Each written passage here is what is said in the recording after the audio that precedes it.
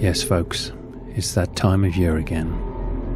When we think about the dark side, think about things that might make us feel a little bit scared, a little bit apprehensive. Maybe you've got gremlins in the machine, bugs in the machine, demons, things you're not quite sure how to fix. Well, that got my noggin a-jogging. Been watching quite a few haunted finders and ghost detection shows. It got my mind to thinking that the meters that they use in those productions might be of some use to me. Now, if you've repaired anything, you'll fully understand that those gremlins in the machine can often be detected by their presence in the form of EMF, RF or audio frequency signals, which tend to come and go with the faults and can be a right demon and a pain to track down. Now, some of these off-the-shelf devices are of course bunkum and the stuff of nightmares possibly, and quite expensive, but some of them are incredibly good. And I decided to look around to see if I could find such an item. Scouring the internet, I came across a fantastic video and something that I adapted to try and help me sort out the gremlins in my radios. So watch on if you dare and see what I've come up with. This is what I have designed and come up with to do a bit of ghost hunting. Not really ghost hunting, of course. It might be Halloween, and I'm sure people will be out ghost hunting. Well, this is for you know, something that maybe a ghost hunter might use, but for a very different purpose. For, of course, me being a radio person, let's just say. So what this is then is a very, very, very sensitive audio amplifier. Now, I saw an article on this in Practical Wireless, I think it was, a very, very long time ago. I'm not going to give away my age, but it was a long, long time ago. And I saw a similar circuit to this done with, for a TV repair shop were using it to diagnose faulty components in TVs and stuff and radios.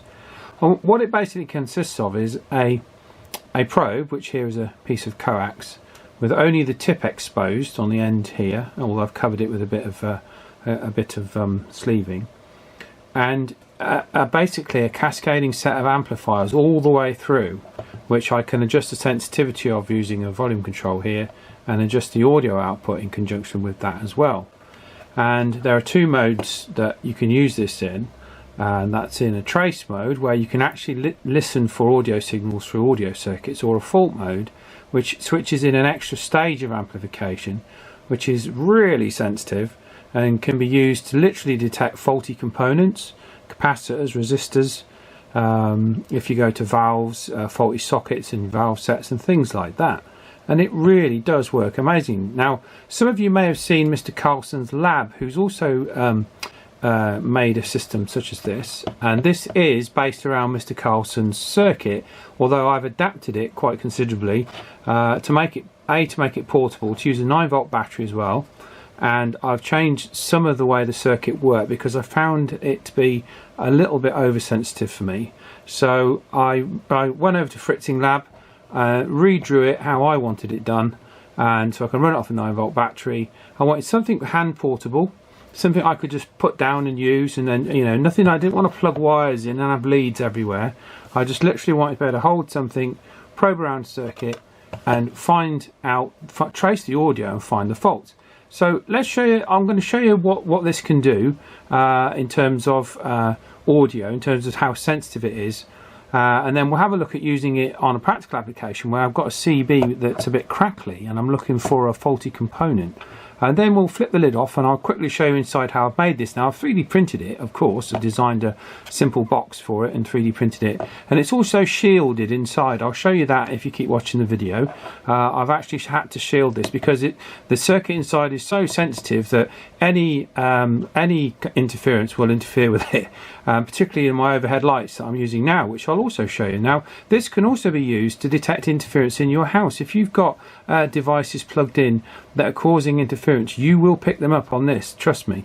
It is very sensitive, and again I'll show you that shortly. So let's first off do a quick demo just to show you the sensitivity of this unit in terms of its detection capabilities. Okay, so what I've got set up here is, here's a radio chassis we're going to test a little bit later on. This is a Hong Kong made 901, so it's not working very well. That's because it's made in Hong Kong, not in Japan. And we're setting this into trace mode. So this is actually the least sensitive mode. This is what you would use to trace audio through a circuit. So we'll turn the unit on. Like I say, it runs off a 9-volt battery.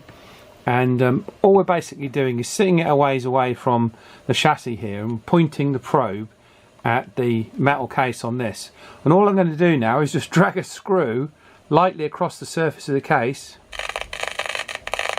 Can you hear that? It's picking up. Basically, I'm acting like a conductor, and it's picking up that minute disturbance on the edge of the case there. And if we put it into fault detection mode, it really goes for it, and you can get a visual indication of it on there as well. There's a slight little bit of microphony going on there, but there you go. It's absolutely brilliant. And I mean, like I say, it's so sensitive, this will actually pick up the audio from a socket with no speakers connected to it. You'll actually pick up the detected audio from say a Walkman or a MP3 player or something like that. I'll show you that. Okay, before I actually do that, I'll just show you how you could use this in your shack to detect if something's emitting RF or interference of some kind. And we'll hold I'm going to go for those lights. You see these, it's a bit of a mess here, but you see these lights. You can just, as I bring it near, can you hear that? It's starting to get it, look. Look at that, look at the green light on there. So, okay, I've got it at quite a sensitive setting, but look. Look at that. I'll pull away. Well, look at the distance. It's okay, that is set quite sensitive, but with the volume and the probe adjustments on the side here, you can obviously tweak that down and get it so you can narrow down right on a component if you're using it to fault find in a radio. So let's get some sound going on something, and I'll just show you how you can literally hear the audio. It's quite incredible. I think this would probably be appropriate. Some of you may have seen my videos on this particular cassette. So let's see if we can hear the breaking into CB cassette over the without plugging any headphones into it. So let's get it around the right way.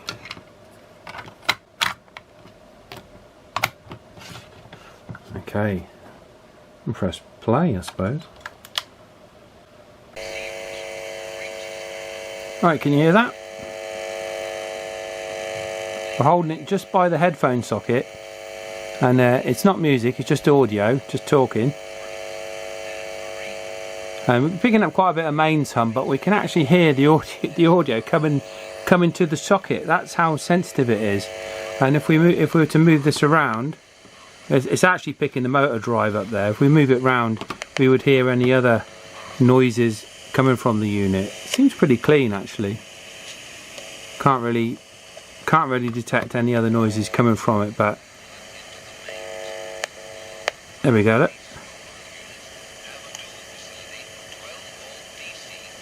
12-volt DC, there we go. So you can just see exactly how sensitive that is to be detecting the audio from a Walkman or from any device. So I mean, if you're repairing guitar amplifiers or television sets or obviously CB radios, as in my case, you can see just how useful that is. And it's incredibly useful, obviously, because you can also detect whether oscillators are working, because when the unit is noisy and you bring it near a working oscillator, it goes quiet. So what we'll do is, this Amstrad is very, very noisy. This one here, like I say, it's a Hong Kong made one, and it's got a problem on transmit and receive whereby it crackles. And I think I know what the culprit is, but we'll snoop about with the magic box to see if we can find it. Right, you can hear that crackling sound. Now that crackling sound is coming from on receive, and it's also on transmit. We'll just use the President Randy to show you that that's also there on transmit. 1 2 1 2. So there you go, you've got the crackling on transmit and on receive. So let's play around with the wand and see what we can find. What we got here is we've got a jack socket which is going to earth the set reference the chassis. So we'll ground it reference the chassis. Now that's important when you're tracing to do that. And so we'll switch it into trace mode and turn it on straight away. Because we've got it at that very sensitive setting that we were just using, we need to wind the volume back and turn the probe sensitivity down a little bit. And what we'll do is we'll inject a tone with the signal generator, and we'll see if we can hear the tone. So we'll put the signal generator on, we'll turn the speaker off so it doesn't annoy the hell out of you. So we've got a tone now going in on the radio there. As you can see, it's full scale, so it's 100 microvolts. So we're an S9 signal, and then we'll see if we can at least pick up the signal using the magic box of tricks somewhere. You hear that? So this isn't a contact probe, this is non-contact, so we're actually listening to the signal going out to the speaker. And if you listen very carefully, you can hear that the crackle is still on it. Okay, so now, I mean, if you know the radio, you know that it's not the problem isn't going to lie within this section, because that section is obviously transmit. However, as we get a bit nearer to the set, I'm sure we can find, simply by poking around next to components, we can start to listen for. And bearing in mind, this isn't even in the faulty trace, this is only in the trace mode. It's really sensitive enough to be doing this just in trace mode. There's our tone again, and you can still hear we've got the crackle on the tone down there. Let's just get the camera to focus. Okay, now we'll bring the box back in,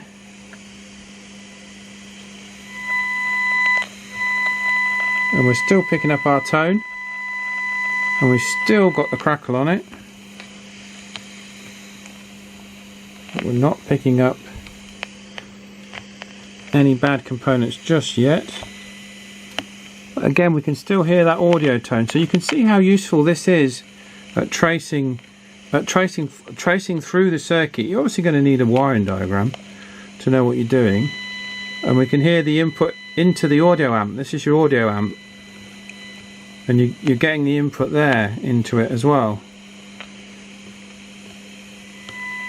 So let's just adjust the sensitivity up a bit and see if we can find anything that's making a noise. I think we found our culprit. We've got a very noisy inductor down here. You hear that?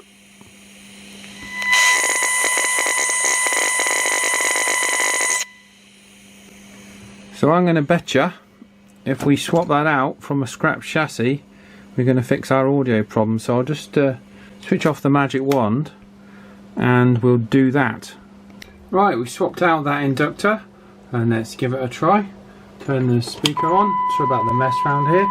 And let's turn the volume up. I'm sure those of you that do repair work can see just how useful something like that is, and it can also detect when a capacitor is going faulty, when a resistor is or you got a dry joint. I mean, it's not going to catch everything. You'll still need to use your eyes, your ears, your scope, and your other skills. But wow, an amazing tool. Really quite amazed. I mean, I can see why TV repair shops would have used these, because time really was money, particularly back in the day, wasn't it? So we'll quickly take the lid off of it, and I'll show you inside what I've done anyway on this one, because like I say, I wanted something portable. I wanted something I could literally walk around the house with if I was having a bit of interference problems, and this just works. It's perfect. So I'll take the lid off. I'll quickly show you what I've done. We'll have a quick squint at the circuit diagram, and then I think we'll put this one to bed. I've actually made an RF probe as well, which I'll show you on another video, which is also fantastic for diagnosing the circuit here if you're not getting any transmit. And I made that very simple. I'll quickly show you that. There's my homemade RF probe. This is one of those lens cleaning pens. Do you know those the cleaning your lens of a little furry brush that pops out? Anyway, you can see on the end of that we've got a little tip there, and there's a circuit board which I've made inside, and basically this just connects up to a very old analog meter. My glasses are just falling off. A very old analog meter. This meter I had when I was 16, and that was in the 80s, so that tells you something.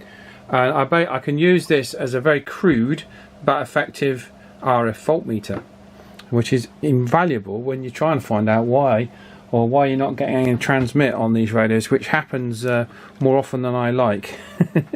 Right, so we'll just pop the lid off of this little bad boy, and then we'll wrap this up for this special Halloween episode. I thought this was suitable because of gremlins getting stuck inside your radio, and they can make you offer expletives come out of your mouth if you spend a long time, as I do, trying to get these to work. So they do almost seem to be quite evil when they're not playing ball, and I thought that a suitable topic considering the timing in the October festival that we're in now of Halloween. Bear in mind, this is actually a prototype still, and there are a few things I would actually change. You can notice here that there's this little extension piece, and I think I probably had a couple of drinks when I did the original design of this. It was late at night.